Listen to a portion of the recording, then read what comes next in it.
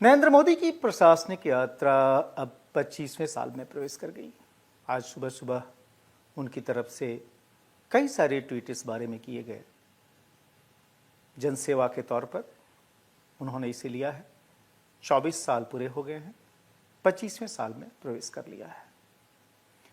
24 साल पहले जब इसकी शुरुआत हुई थी तो शायद ही किसी को अंदाजा था कि नरेंद्र मोदी, जो कि उस समय यानी 7 अक्टूबर 2001 को पहली बार प्रशासन में किसी भी पद पर स्थान पा रहे थे, वह इतने सफल होंगे, इतने कामयाब होंगे। संगठन से सरकार में आने के बाद से राज्य से फिर देश की बागडोर संभालेंगे और फिर दुनिया के सबसे लोकप्रिय, सबसे प्रभावी नेताओं में से एक बन जाएंगे। यह किसी को अंदाजा नहीं था। मेरा ये एक तरह से एक पत्रकार के नाते सौभाग्य रहा कि जब ये जर्नी शुरू हो रही थी उस वक्त मैं उस जगह पर था जो कि प्रस्थान बिंदु था, यानी गांधीनगर। 7 अक्टूबर 2001 को गांधीनगर के हेलीपैड ग्राउंड पर नरेंद्र मोदी ने जब पहली बार गुजरात के मुख्यमंत्री पद की शपथ ली, उसके बाद से उन्होंने एक के बाद एक कई शपथ ली। जैसे कि 2001 में जो पहला शपथ ग्रहण हुआ, उसके बाद से 2002 में चुनाव हुए, फिर उन्होंने शपथ ली दिसंबर के महीने में। 2007 का विधानसभा चुनाव जितवाया, फिर से शपथ ली। 2012 में हैट्रिक लगाई गुजरात में, अपनी अगुवाई में लगातार 3 चुनाव जिताए, शपथ ली। उसके बाद से 2012 के उस चुनाव के बाद से ही पूरे देश में उनकी लहर जो है वो फैल गई और ये माना जाने लगा कि देश के अगले प्रधानमंत्री यही होंगे। जबकि उसमें केंद्र में यूपीए सत्ता में थी, प्रधानमंत्री मनमोहन सिंह देश की अगुवाई कर रहे थे।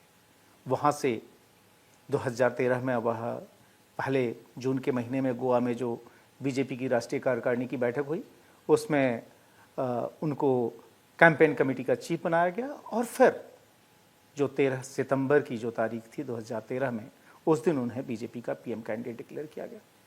और उसके बाद जैसा कि सबको ही पता है कि 2014 में चुनाव हुए और जब 16 मई को मतगणना हुई तो एक ऐसा रिकॉर्ड क्रिएट हुआ जो कि उससे पहले कभी किसी नॉन कांग्रेसी पार्टी ने अचीव नहीं किया था।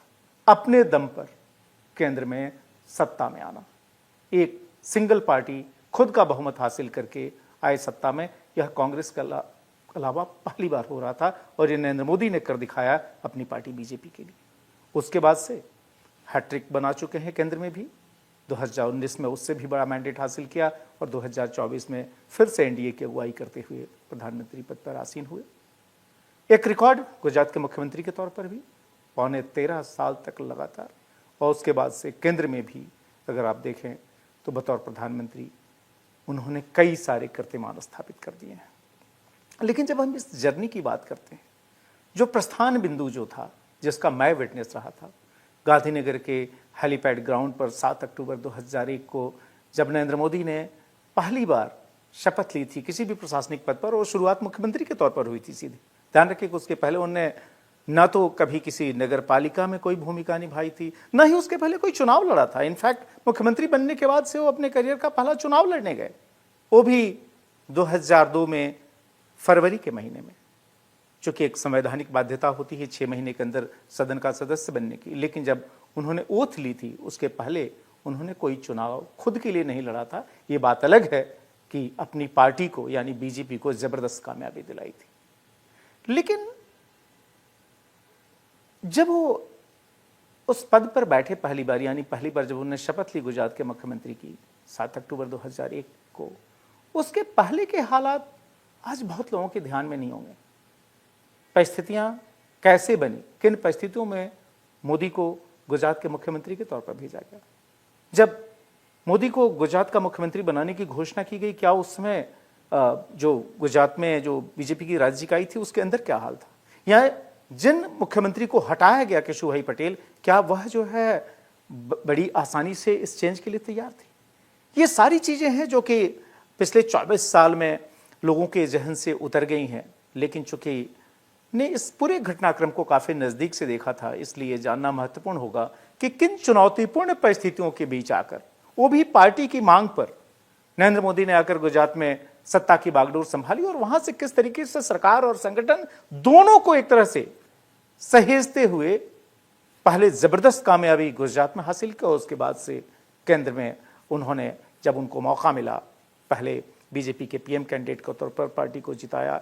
कई सारे ऐसे राज्यों में जहां पर बीजेपी कभी सत्ता में नहीं आई थी वहां पर भी पार्टी को पावर में लेके आए और बतौर प्रधानमंत्री अपनी अचीवमेंट्स ऐसे हासिल की कि पूरी दुनिया में नाम हो चला। लेकिन जहां तक 2001 के उस प्रकरण का सवाल है, आखिर ट्रिगर कैसे हुआ था नरेंद्र मोदी का मुख्यमंत्री बनना? अगर इस घटनाक्रम को देखा जाए तो जब नरेंद्र मोदी को मुख्यमंत्री बनाया गया उसके पहले तक वह बीजेपी के केंद्रीय संगठन में संगठन महामंत्री हुआ करते थे। 2000 के साल में जब बंगारू लक्ष्मण बीजेपी के राष्ट्रीय अध्यक्ष बने थे तो उन्होंने अपनी बॉडी में जो है नरेंद्र मोदी को संगठन महामंत्री बनाया। उसके पहले 5 साल पहले मोदी दिल्ली आ चुके थे। 1995 में सितंबर के आखिर में उनका एक तरह से दिल्ली आना हुआ था, क्योंकि उस समय का जो घटनाक्रम हुआ था, एक खजुराहो प्रकरण हुआ था जिसमें कि उस समय गुजरात में बीजेपी के जो टावरिंग लीडर थे शंकर सिंह वाघेला, उन्होंने विद्रोह कर दिया था और उस विद्रोह में एक तरह से समाधान के तौर पर और चूंकि पार्टी के लिए जो है स्थितियां और न बिगड़े तो एक तरह से सैक्रिफाइस करते हुए नरेंद्र मोदी ने इस्तीफा दिया था गुजरात में संगठन महामंत्री के पद से और वो दिल्ली आ गए थे। उसके बाद की उनकी जो राजनीति है वो केंद्रीय राजनीति रही, पूरे राष्ट्र की राजनीति रही। तो प्रदेश की राजनीति से निकलकर वह देश की राजनीति में आए। पहले सचिव बने केंद्रीय इकाई में, कई राज्यों का प्रभार मिला, मसलन हिमाचल प्रदेश का, हरियाणा का, चंडीगढ़ का, पंजाब का, जम्मू कश्मीर का। उसके बाद वह महामंत्री बने और फिर उसके बाद से 2000 में संगठन महामंत्री बने। मोदी जो है 5 साल से ज़्यादा हो गया था उन्हें संगठन में काम करते हुए दिल्ली में और उनकी भूमिका लगातार बढ़ती चली गई थी। आप ध्यान रखें कि बीजेपी का जो सिस्टम है उसमें राष्ट्रीय अध्यक्ष के बाद से कोई सबसे महत्वपूर्ण व्यक्ति होता है तो संगठन महामंत्री होता है और संगठन को एक तरह से उसको एनर्जाइज करने का काम, स्ट्रेटजिक तौर पर ये सारा काम संगठन महामंत्री का होता है। तो बहुत ही कम उम्र में नरेंद्र मोदी, आप ध्यान रखें कि महज 50 साल की उम्र में वह संगठन महामंत्री के पद पर बैठ चुके थे। लेकिन ऐसा क्या हुआ कि इतने सफल संगठन महामंत्री को गुजरात में भेजने की नौबत आई? उस गुजरात में जिसे न सिर्फ संघ की बल्कि बीजेपी की भी लैबोरेटरी के तौर पर जाना जाता था। दरअसल हुआ यूं कि जब दूसरी बार गुजरात के मुख्यमंत्री बने केशुभाई पटेल, ध्यान होगा कि पहली बार 1995 में बने थे और 1995 में जो केशुभाई पटेल की अगुवाई में जो सरकार बनी, अगर उसका कोई आर्किटेक्ट था तो खुद नरेंद्र मोदी थे, क्योंकि उन्होंने गुजरात बीजेपी के संगठन महामंत्री के तौर पर गुजरात में पार्टी का ढांचा ऐसा खड़ा किया था कि पार्टी जो है अपने दम पर पहली बार गुजरात के इतिहास में सरकार बना पाई। लेकिन 1995 में ही शंकर सिंह वाघेला ने विद्रोही तेवर अख्तियार किए, विद्रोह कर दिया। उसके बाद से फिर कंप्रोमाइज के तौर पर केशुभाई पटेल को इस्तीफा देकर हटना पड़ा और सुरेश मेहता को जो है मुख्यमंत्री बनाया गया। सुरेश मेहता की भी वो सरकार साल भर से ज़्यादा नहीं चल पाई और फिर उसके बाद से खुद शंकर सिंह वाघेला ने कांग्रेस के समर्थन से सरकार बनाई। उनकी सरकार भी साल भर किसी तरीके से चली और उसके बाद से फिर दिलीप पर ही कुछ समय के लिए मुख्यमंत्री बने, जो कि उन्हीं के समर्थक थे। वो भी सरकार कांग्रेस के समर्थन से गुजरात में रही और फिर फाइनली 98 के शुरुआती महीनों में चुनाव हुए और जिसमें कि अगेन काफी इंपॉर्टेंट रोल प्ले किया नरेंद्र मोदी ने, जब वो कैंपेन कमेटी के चीफ के तौर पर गए और उन्होंने जो है पार्टी को एक बार फिर से जो है अपने दम पर वहां सरकार बनवाई।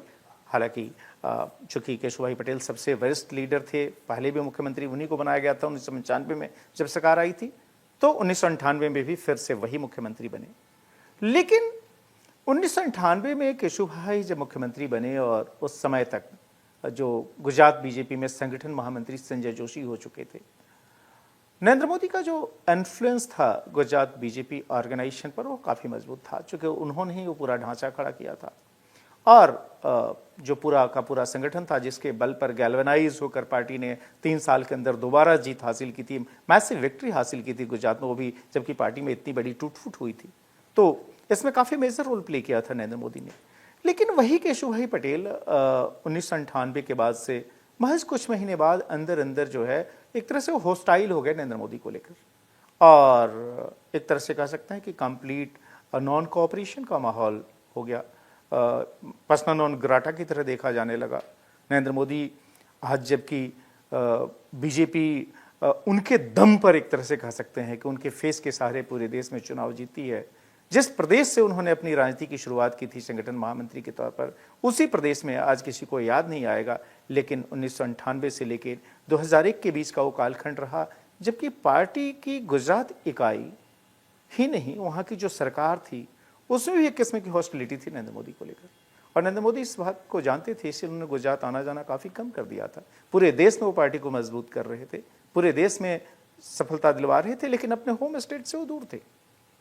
लेकिन इसकी वजह से क्या हुआ कि गुजरात में बीजेपी का सांगठनिक ढांचा, जो कि एक आदर्श माना जाता था और जिसको क्रिएट खुद नरेंद्र मोदी ने किया था, वो सांगठनिक ढांचा जो है कमजोर पड़ने लगा। कमजोर पड़ने की सबसे बड़ी निशानी ये थी कि केशुभाई पटेल की सरकार के आए हुए 2 साल हो गए थे और 2000 के साल में वहां पर तमाम जो जिला स्तर पर और जो कॉरपोरेशन के स्तर पर जो निकाय चुनाव होते हैं, चाहे जिला पंचायत के चुनाव हो, चाहे जो है आपके चुनाव हो महानगर निगमों के, उसमें बीजेपी को करारी हार का सामना करना पड़ा था। ध्यान रहे कि इन्हीं बॉडीज पे अपनी ग्रिप बढ़ाकर गुजरात में बीजेपी पहली बार 1995 में सत्ता में आई थी। तो जाहिर है इन लोकल बॉडीज में या इन अर्बन बॉडीज में बीजेपी का कमजोर होना एक बहुत बड़ा वार्निंग सिग्नल था। 2000 के साल में जो महानगरों के चुनाव हुए थे उसमें 2 बड़े महानगर और दोनों बीजेपी के इतिहास के हिसाब से काफी महत्वपूर्ण, राजकोट महानगर पालिका, गुजरात की वो महानगर पालिका जिसको कि बीजेपी ने जनसंघ के दिनों में, यहां तक कि बीजेपी अस्तित्व में आए उसके पहले जनसंघ के दिनों में पहली बार कैप्चर किया था। वहां से एक तरह से सौराष्ट्र का जो प्रमुख शहर राजकोट है, वहां से बीजेपी का एक तरह से फाउंडेशन पड़ा था सांगठनिक ढांचा का। उस राजकोट म्युनिसिपल कॉर्पोरेशन को बीजेपी लूज कर गई 2000 के चुनाव में। वही नहीं, जिस अहमदाबाद नगर निगम में पहली बार बीजेपी को जीत दिलाई थी खुद नरेंद्र मोदी ने, जब वो संघ से बीजेपी में आए 1987 में, और उनकी पहली मेजर जो कह सकते हैं विक्ट्री थी जो पार्टी को उन्होंने दिलवाई थी, वह था अहमदाबाद नगर महानगर निगम का चुनाव। उसमें भी जो है पार्टी को हार का सामना करना पड़ा। यही नहीं, जो जिला पंचायतों के जो चुनाव हुए थे उसमें भी ज्यादातर जगहों पर बीजेपी चुनाव हार गई, मैक्सिमम जगहों पर। इसकी वजह से जो है पार्टी के अंदर एक चिंतन शुरू हुआ कि गुजरात में जो हालात हैं वो शायद बहुत ठीक नहीं है पार्टी के लिहाज से।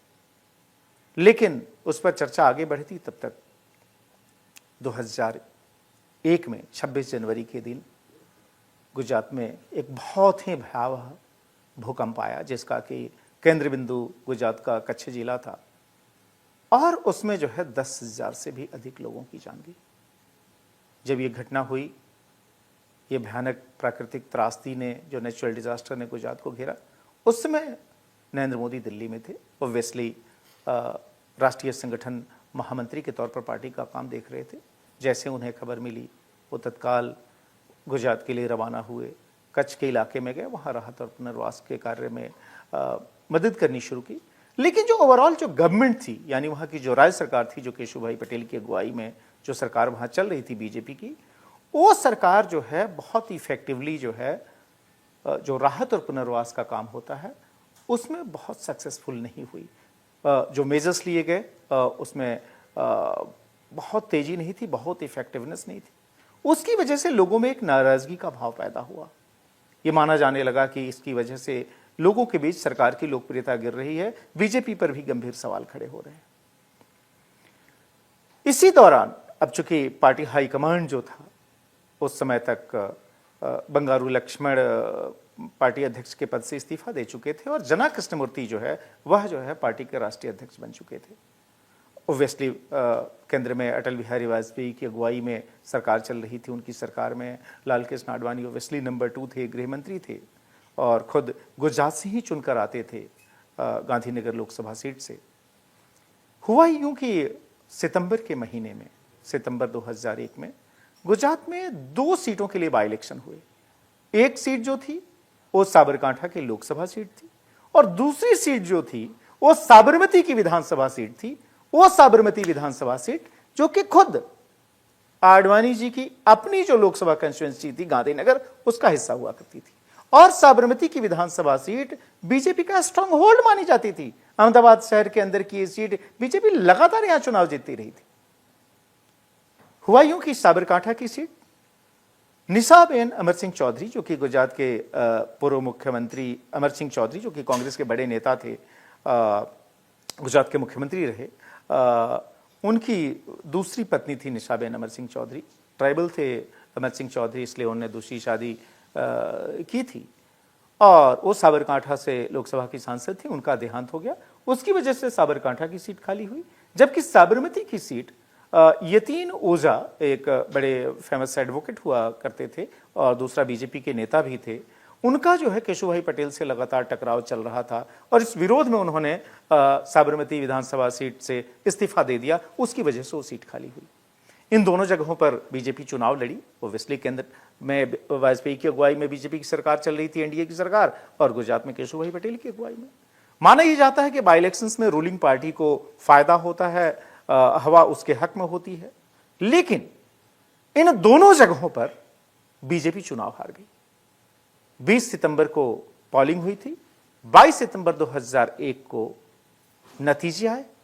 पता यह चला कि साबरमती की सीट बीजेपी, और ध्यान रखिए कि बीजेपी का जो वहां कैंडिडेट था उसका खुद का शॉर्ट नेम बीजेपी था। बाबू जमनादास पटेल बीजेपी के नेता थे, वो उनको चुनाव लड़ाया गया था और एक तरह से वो क्वाइनेज भी था कि बीजेपी ने यहां खुद बीजेपी को ही उतार दिया है मैदान में। बाबू जमनादास पटेल यानी बीजेपी के जो कैंडिडेट थे साबरमती सीट पर, विधानसभा की जो सीट थी और जहां बाई इलेक्शन हुए, वहां पर बीजेपी को हार का सामना करना पड़ा। नरहरी अमीन, जो कि कांग्रेस के कैंडिडेट थे, वहां पर चिमन भाई पटेल की सरकार में वह डिप्टी चीफ मिनिस्टर रह चुके थे, गुजरात क्रिकेट एसोसिएशन के उसमें प्रेसिडेंट थे। उन्होंने जो है साबरमती विधानसभा के लिए हो चुनाव में बीजेपी को हरा दिया। बाबू जमनादास पटेल की हार हुई और बड़े मार्जिन से हुई, 15,000 वोटों के अधिक मार्जिन से। यही नहीं, साबरकांठा विधानसभा से वहां पर बीजेपी ने अपने कैंडिडेट के तौर पर उपेंद्र त्रिवेदी नामक नेता को खड़ा किया, जो कि गुजराती फिल्मों के सुपरस्टार यानी अमिताभ बच्चन कहे जाते थे, उनको खड़ा किया था। लेकिन वो भी चुनाव हार गए। मधुसूदन मिस्त्री, जिनकी एनजीओ की बैकग्राउंड थी, वो कांग्रेस कैंडिडेट के तौर पर वहां चुनाव जीत गए। जाहिर है ये दोनों उपचुनावों में जो बीजेपी को करारी हार का सामना करना पड़ा, ये एक बहुत बड़ा वार्निंग सिग्नल था सेंट्रल लीडरशिप के लिए, पार्टी की केंद्रीय इकाई के लिए। लोग हिल गए, यहां तक कि आडवाणी के लिए भी यह शॉकर था, क्योंकि आडवाणी की अपनी लोकसभा कंस्टिट्यूंसी के अंदर साबरमती की सीट आती थी, साबरमती विधानसभा की सीट, जहां से को मैसिव मार्जिन से हर चुनाव में जीत हासिल किया करते थे। जो कई सारे विधानसभा जो किसी लोकसभा का हिस्सा होते हैं, उससे कहां से कितनी मार्जिन आती है, उससे अल्टीमेट मार्जिन तय होता है। तो जो साबरमती स्ट्रांग होल्ड हुआ करती थी विधानसभा क्षेत्र के तौर पर और लोकसभा के महत्वपूर्ण हिस्से के तौर पर, वहां पर बीजेपी की करारी हार, वो भी उपचुनाव में, वो भी सीट जो कि खुद बीजेपी के पास थी, यह जो है एक बहुत बड़ा वार्निंग सिग्नल था। इस रिजल्ट के ऑब्वियसली सिर्फ 4 दिन बाद 26 सितंबर को दिल्ली में एक मीटिंग हुई। मीटिंग में केशुभाई पटेल को बुलाया गया, जो कि गुजरात के मुख्यमंत्री थे ऑब्वियसली। वहां पर संगठन महामंत्री थे उस समय संजय जोशी, उनको बुलाया गया। बीजेपी के प्रदेश अध्यक्ष वहां रायन सिंह राणा हुआ करते थे, उनको बुलाया गया। आडवाणी के घर पर वह मीटिंग हुई, जिसमें कि ऑब्वियसली जना कृष्णमूर्ति, जो कि पार्टी के राष्ट्रीय अध्यक्ष थे, वो शामिल हुए। जो उस समय गुजरात के प्रभारी थे और पार्टी की केंद्रीय इकाई में उपाध्यक्ष थे, दिल्ली के मुख्यमंत्री भी रह चुके थे, मदन लाल खुराना। मदन लाल खुराना जो है वह भी उस बैठक में शामिल हुए, चूंकि गुजरात के प्रभारी थे। यही नहीं, मदन दास देवी, जो कि संघ के वरिष्ठ प्रचारक थे, जिनके पास सह सरकार्यवाह की भूमिका के तहत बीजेपी और संघ के बीच कोऑर्डिनेशन का काम था, वो भी उस बैठक में शामिल हुए। नरेंद्र मोदी भी शामिल हुए थे उस बैठक में, क्योंकि ऑब्वियसली बीजेपी के राष्ट्रीय संगठन महामंत्री थे।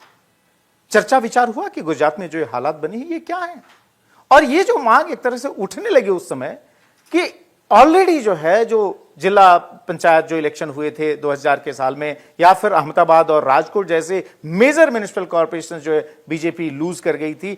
इसका मतलब यह था कि गुजरात में बीजेपी की हालत खराब हो रही है, और ऐसे में ऑब्वियसली रिस्पॉन्सिबिलिटी तो तय होनी थी, और उसमें मुख्यमंत्री से ज्यादा बड़ा कोई जिम्मेदार माना नहीं जाता, क्योंकि जो है ऑब्वियसली किसी राज्य सरकार की परफॉर्मेंस का असर इन सब चीजों पे पड़ता है। और ये माना जा रहा था कि 2001 के भूकंप में जिस तरीके से लैकलस्टर परफॉर्मेंस रहा रिलीफ मेजर्स, रिहैबिलिटेशन मेजर्स उठाने में, उसकी वजह से लोगों की नाराजगी वहां बीजेपी की सरकार की तरफ बढ़ी है।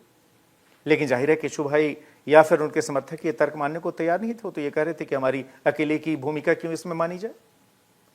26 की वो मीटिंग जो है इनकंक्लूसिव रही। ये भी ध्यान रखें कि उस समय, उसी महीने में, सितंबर के उस महीने में 9/11 की घटना हुई थी, जब न्यूयॉर्क में जो अलकायदा से जुड़े आतंकी थे उन्होंने ट्विन टावर्स में जहाजों को टकरा के बड़े पैमाने पर लोगों की जान ली थी। और इसकी वजह से पूरी दुनिया में कोहराम मचा हुआ था। भारत में भी सिक्योरिटी चैलेंजेस जो है उसके संदर्भ में रिव्यू किए जा रहे थे कि कहीं इस तरह की कोई घटना यहां ना हो जाए। इसीलिए आडवाणी 26 तारीख की जो मीटिंग थी 26 सितंबर की, उसमें पूरे समय तक शामिल नहीं हुए, वो चले गए। सेकेंड राउंड की मीटिंग हुई, इनकंक्लूसिव हुई, कोई फैसला नहीं लिया गया। 27 की सुबह जो है चले गए केशु भाई पटेल गांधीनगर वापस। लेकिन ये बात तो तैरने लगी। और चूंकि मैं अहमदाबाद में था, गांधीनगर में ओब्वियसली सचिवालय है, सीट ऑफ पावर गुजरात में जो है गांधीनगर है, तो लगातार चक्कर लगते रहता था।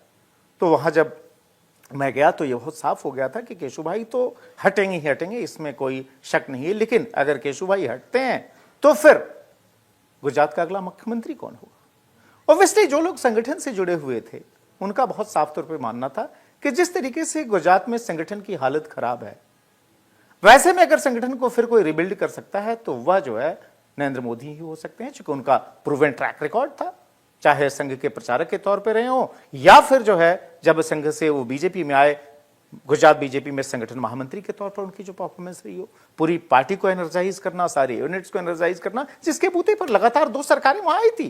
95 या 98 की जो विक्ट्री थी उसके आर्किटेक्ट नरेंद्र मोदी ही माने गए थे। खैर, लेकिन दूसरे नाम भी थे, जैसे कि कांशीराम राणा, सूरत से आते थे, केंद्र की सरकार में मंत्री थे, सीनियर लीडर थे, पार्टी अध्यक्ष गुजरात में रह चुके थे। इनफैक्ट 1995 में जब केशुभाई पटेल को हटाया जा रहा था कंप्रोमाइज फार्मूले के तौर पर, तो उनका नाम काफी आगे उछला था कि वही अगले मुख्यमंत्री होने जा रहे हैं। लेकिन वो नहीं बन पाए। उस समय सुरेश मेहता बने। फिर सुरेश मेहता का भी नाम आया, केशुभाई पटेल की सरकार में दूसरे नंबर पर थे, खुद चीफ मिनिस्टर रह चुके थे। फिर वल्लभ कथीरिया एक और नाम आया, वो भी केंद्र की सरकार में मंत्री थे, राजकोट के सांसद थे, पटेल कम्युनिटी से आते थे, उस कम्युनिटी से जिस कम्युनिटी से खुद जो है केशुभाई पटेल आते थे कि भाई एक पटेल को अगर हटा रहे हैं तो एक और पटेल को, ये करके पटेल समुदाय का गुस्सा न बढ़े, ये जो है ठीक किया जा सकता है इसको। ऐसे कई नाम जो है उछल रहे थे उस समय। लेकिन 26 की मीटिंग में कुछ कंक्लूसिव हुआ नहीं। लेकिन इसका मतलब ये नहीं कि फिर बात रुक गई। हुआ यूं कि उसके 4 दिन बाद ही 27 को गांधीनगर लौटे थे केशुभाई पटेल। फिर 30 को उनको बुलाया गया दिल्ली, और इस बार अटल बिहारी वाजपेयी ने बुलाया। उनके घर पर मीटिंग रखी गई, चूंकि 26 वाली मीटिंग में वाजपेयी शामिल नहीं हुए थे, सरकार की दूसरी व्यस्तताएं थी। उस बैठक में एक तरह से केशुभाई पटेल को यह साफ कर दिया गया कि उनको जाना होगा। इंडिकेशन दिए गए। केशुभाई हालांकि मानसिक तौर पर इसके लिए तैयार नहीं थे, और वो सारे स्टेक होल्डर्स उस मीटिंग में भी शामिल हुए। केशुभाई के समर्थकों ने जो है प्रेशर बनाना शुरू कर दिया कि केशुभाई को ना हटाया जाए। पार्टी जो है, गुजरात की लीडरशिप जो थी, चाहे मंत्री थे चाहे प्रोमिनेंट लीडर्स थे, उनको दिल्ली समन किया गया। करीब 28-30 ऐसे नेताओं को बुलाया गया। उनसे जो है सो पार्टी के जो महत्वपूर्ण अधिकारी थे, चाहे राष्ट्रीय अध्यक्ष जना कृष्णमूर्ति हो या खुद मदन लाल खुराना हो, ये लोग बातचीत करते रहे। फाइनली 1 तारीख को पार्टी ने जो है यह क्लियर कर दिया बहुत साफ तौर पर केशुभाई पटेल को कि वो अब इस्तीफा दे दे, और जो है सो अगला मुख्यमंत्री जो है वह तय कर लिया जाएगा औपचारिक तौर पर। लेकिन उस समय फ्रंट रनर के तौर पर ऑब्वियसली नरेंद्र मोदी का नाम सामने आ गया। एक तरह से विस्परिंग शुरू हो गई कि केशुभाई पटेल को हटाया जा रहा है और नरेंद्र मोदी जो है गुजरात के मुख्यमंत्री बन रहे हैं। हालांकि कोई औपचारिक घोषणा नहीं की गई थी, चूंकि एक प्रोसेस है। आपको विधायक दल का नेता चुनने के लिए, चूंकि विधायक दल की बैठक होती है, उसमें फिर कोई प्रस्ताव रखता है, फिर उसका कोई समर्थन करता है, और फिर जो है इस तरीके से चुना जाता है, जो बीजेपी में स्थापित प्रक्रिया रही है। तो 1 तारीख को चूंकि जना कृष्णमूर्ति ने बहुत साफ साफ बता दिया, और इनफैक्ट अटल बिहारी वाजपेयी जो कि प्रधानमंत्री थे, उन्होंने भी साफ तौर पर केशुभाई पटेल को कह दिया। चूंकि केशुभाई पटेल ये जिद करने में लगे हुए थे कि नहीं, जब तक मेरे सक्सेसर का नाम मुझे नहीं बताया जाता तब तक मैं इस्तीफा नहीं दूंगा। उनको बहुत साफ तौर पर बता दिया गया कि संगठन में ऐसा चलता नहीं है, और ये खुद वाजपेयी ने उनको साफ तौर पर बताया। ऐसे में केशुभाई पटेल के पास कोई ऑप्शन नहीं रहा।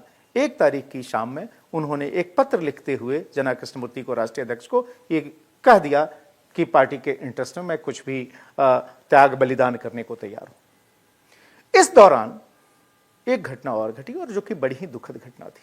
वो घटना थी जो उस समय कांग्रेस के बड़े नेता थे और जिनकी मां खुद बीजेपी की ही नहीं, जनसंघ के जमाने में बहुत टावरिंग लीडर रही थी, पार्टी की उपाध्यक्ष रह चुकी थी, विजया राजे सिंधिया। उनके बेटे माधवराव सिंधिया, उनका जो है देहांत हो गया एक एयर क्रैश में 30 सितंबर के दिन, जब वो कानपुर जा रहे थे। उनके साथ कई सारे पत्रकार मारे गए जो कि उस विमान में उनके साथ जा रहे थे कवरेज के लिए, जिसमें कि रंजन झा, संजीव सिन्हा, गोपाल सिंह बिष्ट, जो कि आज तक उस समय खबरों का एक चैनल के तौर पर जस्ट इवॉल्व हुआ था, उसके वो वीडियो जर्नलिस्ट थे। इन सभी लोगों का उस एयर क्रैश में देहांत हुआ।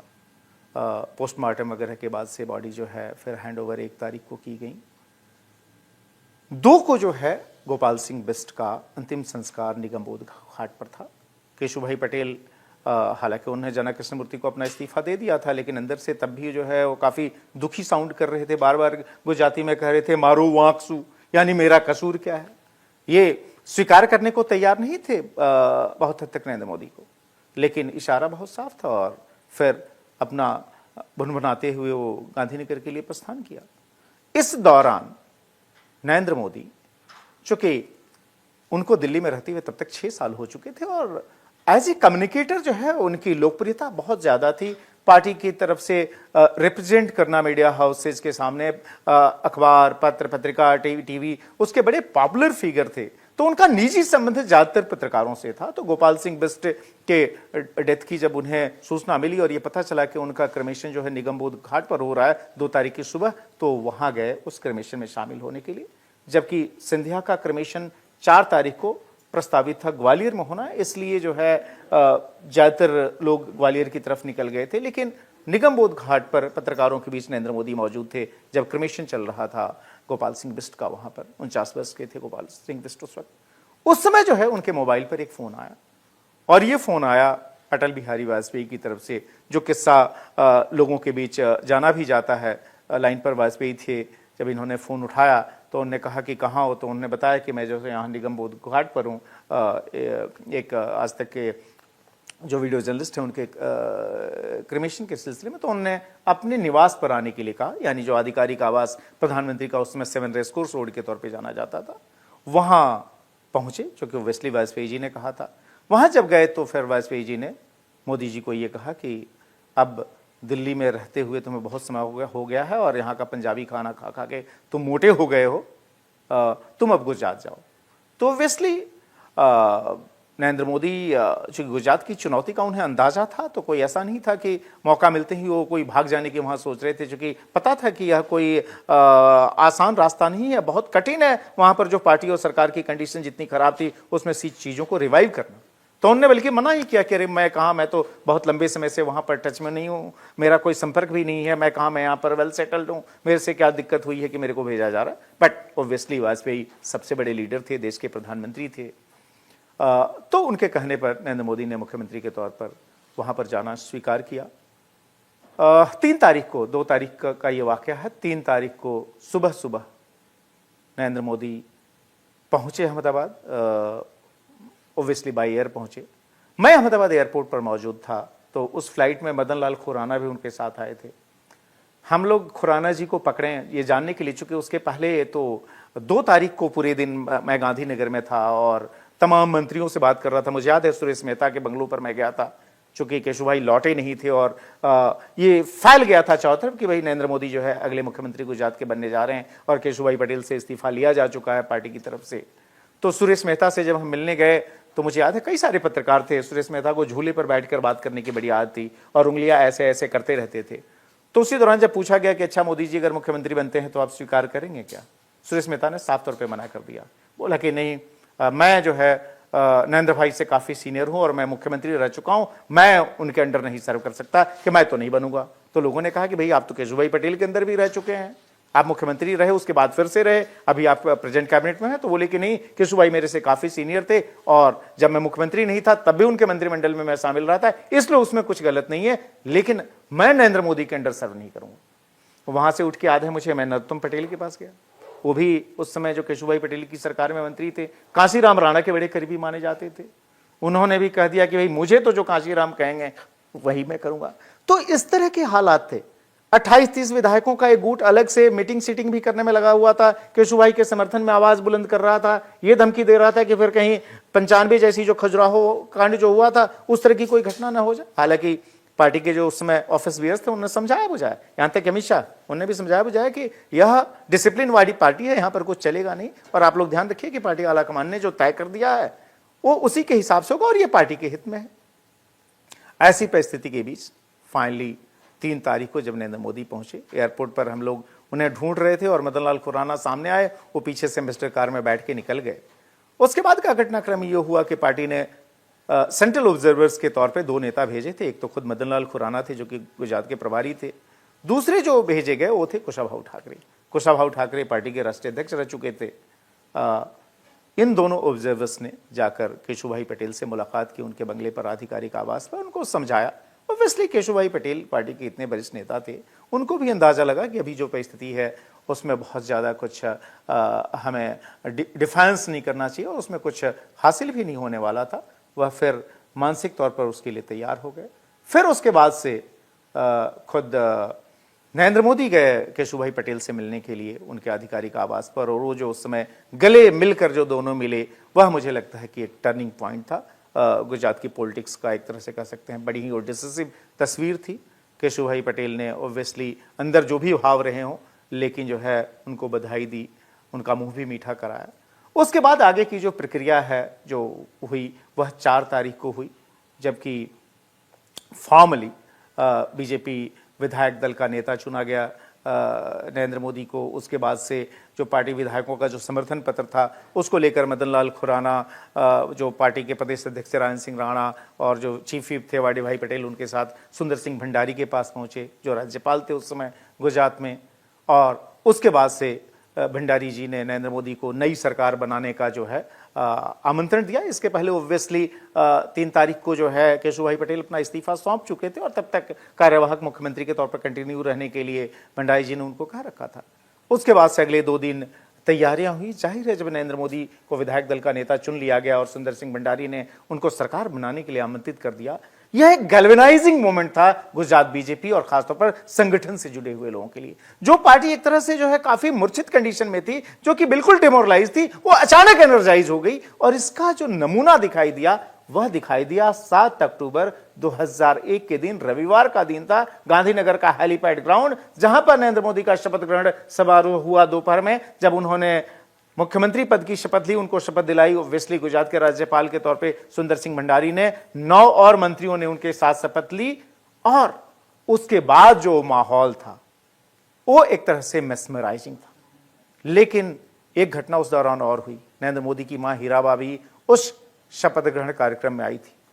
उन्होंने अपने बेटे को एक बहुत बड़ी लर्निंग दी, एक मैसेज दिया। मैसेज ये था कि अब तुम चूंकि प्रशासन में आ रहे हो, तुम सरकार में आ रहे हो, तो कभी जो है रिश्वत मत लेना। गुजराती का शब्द कह रहा लांच ना ले जो। और मुझे लगता है कि यह एक गाइडिंग प्रिंसिपल रहा नरेंद्र मोदी के लिए कि कैसे जो है किसी भी किस्म के भ्रष्टाचार से दूर रहते हुए सार्वजनिक जीवन में जो है लोगों की सुविधा के लिए सारी चीजें की जाए। और शपथ लेने के तुरंत बाद जो एक बहुत ही मशहूर लाइन है जो उन्होंने कही कि मैं यहां टेस्ट मैच नहीं खेलने के लिए आया हूं, मैं यहां वनडे खेलने के लिए आया हूं। और उन्होंने वनडे भी इसलिए कहा क्योंकि उस समय T20 प्रचलन में नहीं आया था, और यह बताने के लिए था काम की रफ्तार को कि मुझे बहुत तेजी से यहां काम करना है, क्योंकि ऑब्वियसली रिलीफ एंड रिहेबिलिटेशन का काम करना था जो भूकंप पीड़ितों के लिए। दूसरी तरफ सरकार की परिस्थिति बेहतर करनी थी, परफॉर्मेंस सुधारनी थी, क्योंकि शेड्यूल्ड तौर पर जो है आपको 2003 के शुरुआती महीनों में गुजरात में चुनाव होने जा रहे थे, तो आपके पास 1.5 साल से भी कम का समय था। और इस दौरान जो है पार्टी को इस कंडीशन में लाना था, सरकार को इतना बेहतर करना था कि फिर से लोग बीजेपी के प्रति अपना भरोसा दिखाएं। और इसलिए जो है शपथ लेने के तुरंत बाद अगले ही दिन, चूंकि रविवार के दिन शपथ हुआ था, उन्होंने अपना एजेंडा क्लियर किया। सोमवार के दिन वीडियो कॉन्फ्रेंसिंग की तमाम इंपॉर्टेंट डिस्ट्रिक्ट के कलेक्टर से और अपना एजेंडा सामने रखा। विकास की राजनीति, एक मजबूत सरकार, इफेक्टिव गवर्नेंस का जो सिलसिला शुरू हुआ, वो जो है आज उसके 24 साल पूरे हो गए। इस दौरान मोदी ने गुजरात में जीत की हैट्रिक लगाते हुए लगातार 13.25 साल सीएम रहने का रिकॉर्ड बनाने के बाद से सीधे प्रधानमंत्री की कुर्सी आकर संभाली। अनूठी बात यह है कि जब वो गुजरात के मुख्यमंत्री बने उसके पहले उन्होंने विधानसभा का कोई चुनाव नहीं लड़ा था, विधानसभा तो छोड़िए किसी पंचायत का भी चुनाव नहीं लड़ा था, और मुख्यमंत्री के बाद सीधे प्रधानमंत्री की कुर्सी पर सवार हुए। उसके पहले केंद्र में कभी किसी प्रशासनिक भूमिका में नहीं रहे थे। और इन 24 सालों में परफॉर्मेंस के लेवल पर, चाहे सरकार हो चाहे पार्टी हो, जो कीर्तिमान हासिल किए, उसकी वजह से देश और दुनिया में नरेंद्र मोदी की नोटिस ली जाती है और दुनिया के एक मजबूत, सशक्त और जिनका कि पॉपुलैरिटी इंडेक्स में हमेशा टॉप पे रहते हैं, ऐसे लीडर के तौर पर स्थापित हुए हैं। और ये नेता जो है आज जो है अपने 25वें वर्ष में जो प्रशासनिक यात्रा है उसमें प्रवेश कर चुका है। लेकिन जो शुरुआत रही थी वह कितनी चैलेंजिंग थी, कितनी रोमांचक थी, इसका अंदाजा बहुत लोगों को नहीं होगा। इसलिए मैंने सोचा कि आज के दिन ये कहानी सबको सुना देता हूं।